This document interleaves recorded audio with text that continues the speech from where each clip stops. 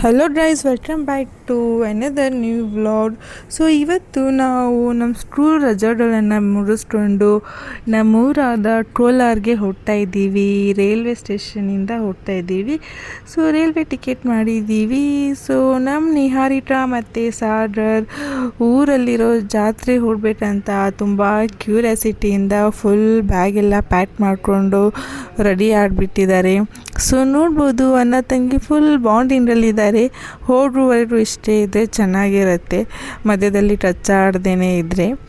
So ನೋಡ್ಬೋದು ಎಷ್ಟೆಲ್ಲ systematic ಆಗಿದೆ. ಕಂಪೇರ್ ಮೊದಲಕ್ಕಿಂತ ಇವಾಗ ತುಂಬ ಚೆನ್ನಾಗಿ ಮಾಡಿದ್ದಾರೆ. ಬಟ್ ಅಂದರೂ ಕೂಡ okay, compare to first okay ಆಗಿದೆ.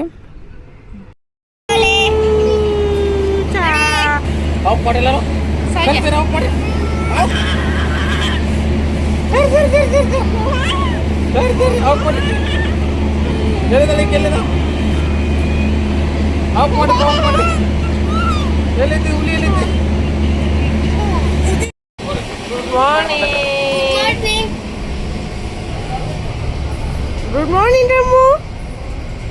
Good morning. ಸೊ ಬೆಳಗ್ಗೆ 6 ಗಂಟೆಗೆ ನಾವು ಆಲ್ಮೋಸ್ಟ್ ಬಸವನ ಬಾಗೇವಾಡಿಗೆಲ್ಲ ರೀಚ್ ಆದ್ವಿ.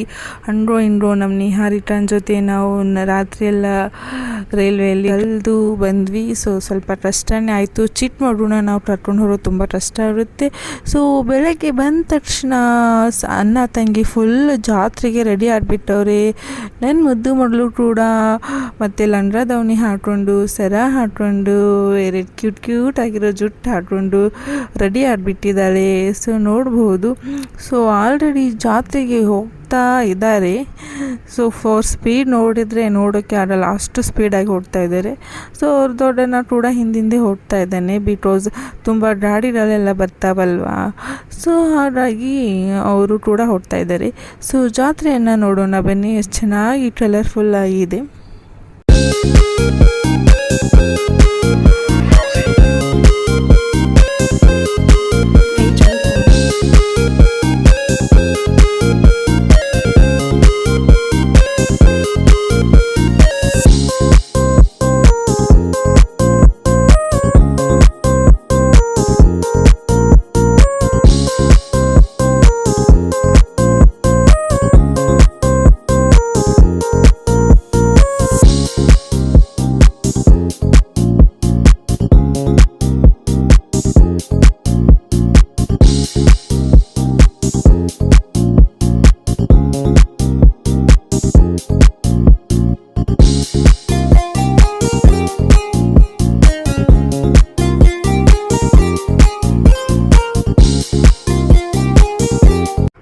ಸೊ ಅಣ್ಣ ತಂಗಿ ಫುಲ್ ಕಾರ್ ರೈಡಿಂಗಲ್ಲಿ ಬ್ಯುಸಿ ಆಗಿಬಿಟ್ಟವ್ರೆ. ಸೊ ನೋಡ್ಬೋದು ಎಷ್ಟು ಚೆನ್ನಾಗಿ ಲೈಟ್ ಕಲರ್ ಆಗಿ ಮಾಡಿದ್ದಾರೆ.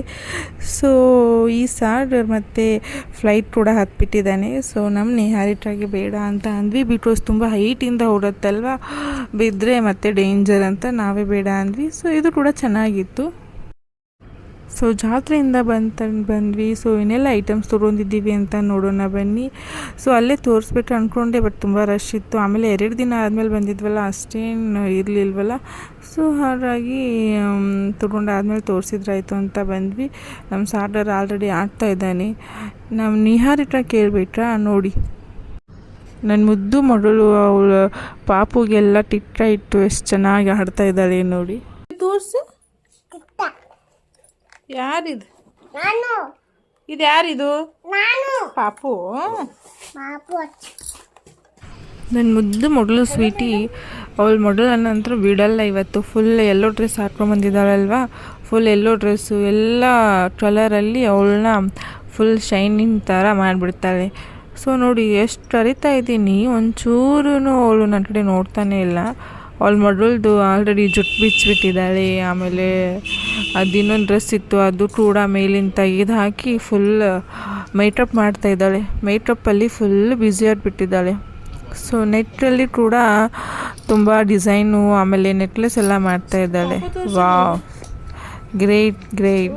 ನೋಡಿ ಎಷ್ಟು ಚೆನ್ನಾಗಿ ಮಾಡಿದ್ದಾಳೆ ಪಾಪ, ಎಷ್ಟು ಚೆನ್ನಾಗಿ ಮೇಕಪ್ ಮಾಡಿದ್ದಾಳೆ ನೋಡಿ ನನ್ನ ಮುದ್ದು ನಿಹಾರಿ. ಸೊ ಜಾತ್ರೆಯಲ್ಲಿ ಏನೆಲ್ಲ ತಂದ್ವಿ, ನಮ್ಮ ನಿಹಾರಿಕ್ರಂಗೆ ಟ್ರಾರು, ಸಿದ್ದು ಮಾಮಂಗೆ ಟ್ರ್ಯಾಕ್ಟರು, ಶಾರ್ವರಿಗೆ ಇವ್ಗೆ ಬಳೆ ಮತ್ತು ಅಡುಗೆ ಸಾಮಾನು, ಚಸ್ಮಾ ಮತ್ತು ನಮ್ಮ ಕ್ಲಿಪ್ಸು, ನಿಹಾರಿಕ್ರಂಗೆ ಗೊಂಬೆ, ನಮ್ಮ ಸಾರ್ಡರ್ದು ದೊಡ್ಡ ಗಾಡಿ. ಸೊ ಇದನ್ನು ಕೂಡ ಎಲ್ಲ ತೊಗೊಂಡು ಬಂದ್ವಿ. ಸೊ ಅಲ್ಲಿಂದ ನಾವು ಮರುದಿನ ಬಂದ್ವಿ. ಸೊ ತರಕಾರಿ ಸಂತೆಗೆ ಹೋಗಿದ್ವಿ. ಅಲ್ಲಿಂದ ಫ್ರೆಶ್ ಆಗಿರೋ ಜವಾರಿ. ಊರಲ್ಲಿ ಏನ್ ಮಾಡ್ತಿದ್ದಾರೆ? ಅಣ್ಣ ತಂಗಿ ನೀರು ತುಂಬ್ತಿದ್ದಾರೆ. ಇಟ್ಟಿಡಲ್ಲಮ್ಮ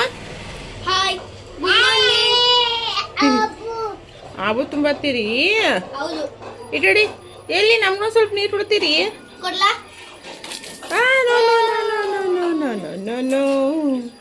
ದಿನ ಅತಿಥಿಯಾಗಿರ್ತೀವಿ, ಮರುದಿನ ಕೂಡ ನಾವು ಕೆಲಸ ಮಾಡಲೇಬೇಕು. ಸೊ ಊರಂದ ತಕ್ಷಣ ನೆನಪಾಗೋದೇ ಒಲೆ ಮೇಲೆ ರೊಟ್ಟಿ, ಒಲೆ ಮೇಲೆ ಚಪಾತಿ, ಆಮೇಲೆ ಏನು ಮಾಡಿದರೂ ಕೂಡ ನಾವು ಒಲೆ ಮೇಲೆ ಮಾಡ್ತೀವಿ. ಬಿಕಾಸ್ ಅದು ಒಂಥರ ಹಳ್ಳಿ ಸೊಡ್ಡಾಗಿಬಿಡುತ್ತೆ. ಸೊ ಅಲ್ಲಿಂದ ನಾವು ಏನು ಮಾಡಿದ್ವಿ, ಇದು ಸೊಪ್ಪು ಎಲ್ಲ ತಂದಿದ್ವಲ್ಲ, ಸೊ ಸೊಪ್ಪು ಕಿಚಡಿ ಮಾಡಬೇಕು ಅಂತ ಮಾಡಿದ್ವಿ. ಸೊ ನಾವು ಇಲ್ಲೆಲ್ಲ ಬೆಂಗಳೂರಲ್ಲಿ ಚಾಕು ಮತ್ತು ಆಮೇಲೆ ಅದು ಇದರಲ್ಲೇ ಕಟ್ ಮಾಡ್ತೀವಿ, ಬಟ್ ಹಳ್ಳಿ ಎಲ್ಲ ಹಂಗಲ್ವಲ್ಲ. ಸೊ ಫೈನಲಾಗಿ ಈ ರೀತಿಯಾಗಿ ಐಟಮ್ಸ್ ಎಲ್ಲ ರೆಡಿಯಾಗಿ ಇದನ್ನೆಲ್ಲ ತೊಗೊಂಡು ನಾವು ಹೊಲಕ್ಕೆ ರೆಡಿ ಆಗ್ತಾಯಿದ್ದೀವಿ. ಸೊ ನಮ್ಮ ಸೈಡ್ ನಿಮ್ಗೆ ಗೊತ್ತಲ್ವಾ, ಕೆಂಪು ಚಟ್ನಿ ಇಲ್ಲ ಹಸಿಕಾಯಿ ಚಟ್ನಿ ಇರಲೇಬೇಕು. ಸೊ ಈ ರೀತಿಯಾಗಿ ಎಲ್ಲ ಮಾಡಿಕೊಂಡು ಫೈನಲಿ ಊಟ ಈ ರೀತಿಯಾಗಿ ಆಯಿತು. ಬೆಣ್ಣೆ ಕೂಡ ಕಂಪಲ್ಸರಿ. ಸೊ ಅಲ್ಲಿಂದ ನನ್ನ ಮುದ್ದು ಮಗಳು ಏನು ಹಸಿ ಕಡಲೆಕಾಯಿ ಸಿಗ್ತಾಯಿತ್ತು. ಅಲ್ಲಿಂದ ಅವರ ದೊಡ್ಡಪ್ಪ ಅವರನ್ನು ಕಾರ್ನ್ ತೊಗೊಂಬಂದರು. ಅದು ಕೂಡ ಪಾಪ ತಿಂತಾಯಿತ್ತು, ಎಷ್ಟು ಚೆನ್ನಾಗಿ ತಿಂತಾಯಿದೆ. ಸೊ ಈ ವಿಡಿಯೋ ನಿಮಗೆ ಇಷ್ಟ ಆಗಿದ್ರೆ ಲೈಕ್ ಮಾಡಿ, ಶೇರ್ ಮಾಡಿ. ನೆಕ್ಸ್ಟ್ ವಿಡಿಯೋಲಿ ಸಿಗೋಣ.